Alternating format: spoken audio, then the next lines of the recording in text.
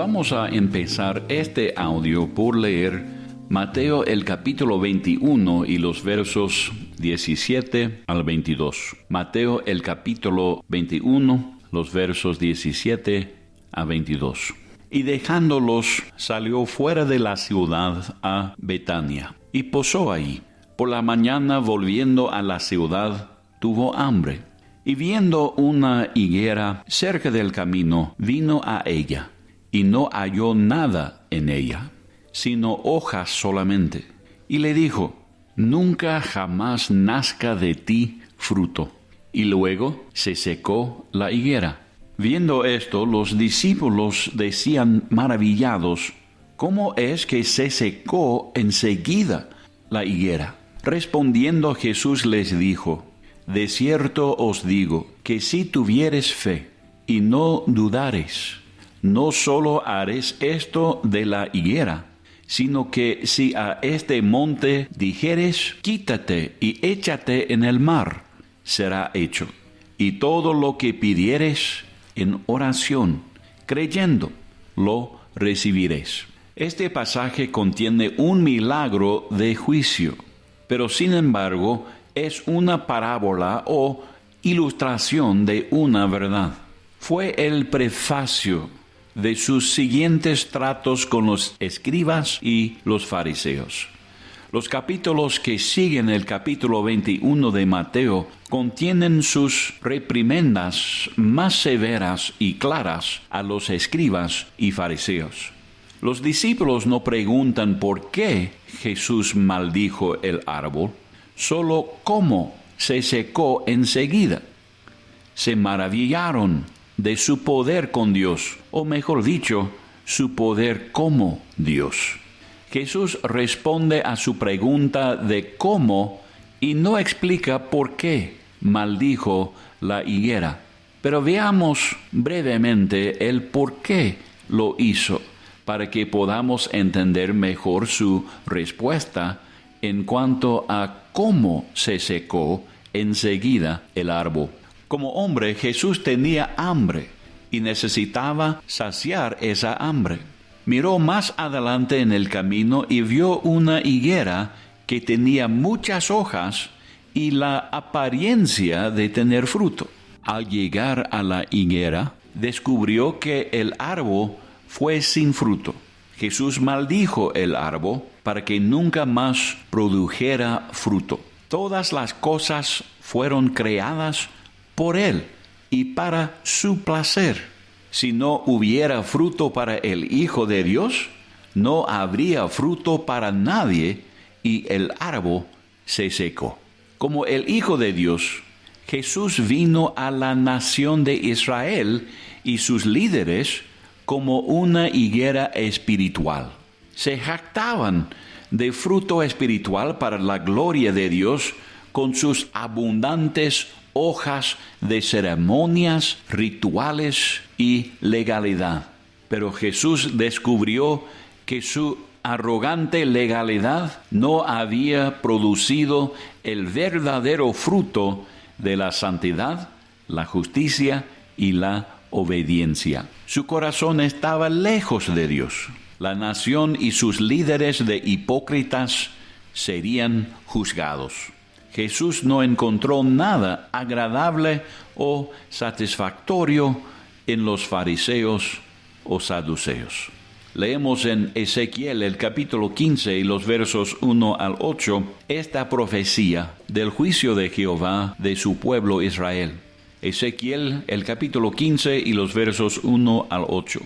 Vino a mí palabra de Jehová diciendo: Hijo de hombre, ¿qué es la madera de la vid más que cualquier otra madera? ¿Qué es el sarmiento entre los árboles del bosque?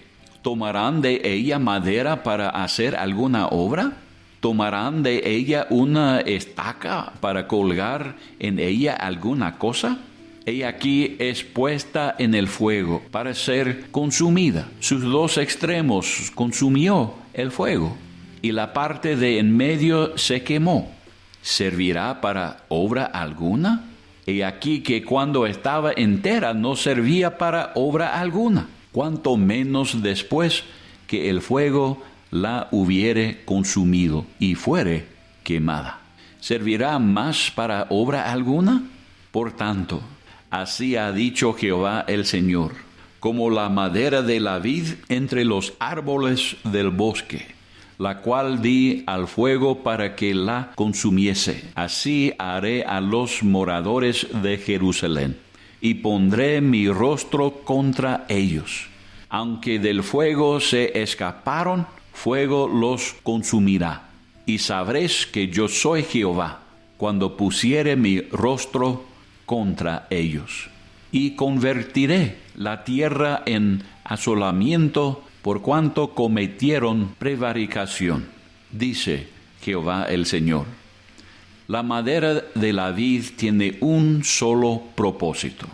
Existe para producir fruto y nada más. No se puede construir una casa de la madera de la vid, ni puede usarla para hacer una estaca o gancho para colgar algo. La nación de Israel fue formada por Jehová para producir fruto para su gloria. Por no producir fruto espiritual, fue quemada con el fuego de juicio. Jesús contestó la pregunta de sus discípulos. Querían saber cómo el árbol se secó tan rápidamente por las palabras de Jesús. ¿De dónde viene tal poder con Dios? La legalidad de los fariseos no es la manera de tener poder con Dios. Jesús les da a sus discípulos la respuesta de cómo tener poder con Dios. Es el camino de la fe, confiando en lo que Dios ha dicho en su palabra. Siempre producirá obediencia a la voluntad de Dios. La obediencia produce fruto espiritual y eso agrada a Dios. No se puede poseer fe y andar en desobediencia. No se puede obedecer a Dios sin fe. La fe produce poder.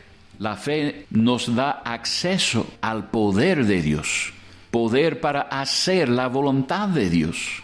Poder para producir fruto espiritual.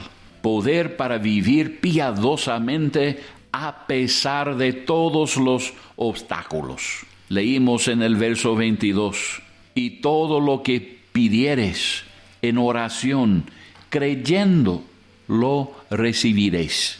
Esta promesa no es una promesa de contestar cualquier petición que podemos imaginar con nuestra imaginación carnal. Debemos pedir en oración creyendo.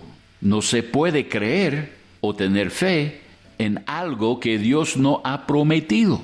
Así leemos en 1 Juan, el capítulo 5 y los versos 14 y 15.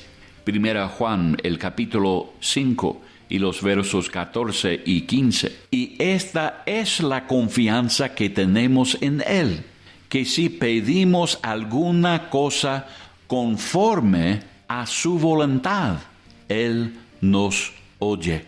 Y si sabemos que Él nos oye en cualquiera cosa que pidamos, sabemos que tenemos las peticiones que le hayamos hecho.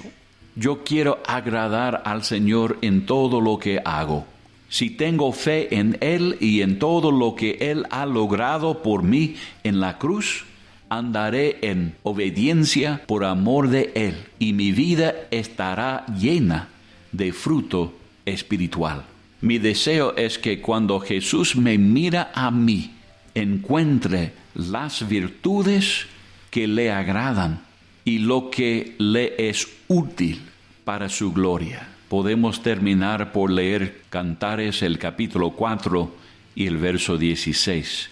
Cantares, el capítulo 4 y el verso 16. Levántate, aguilón, y ven, austro, soplad en mi huerto.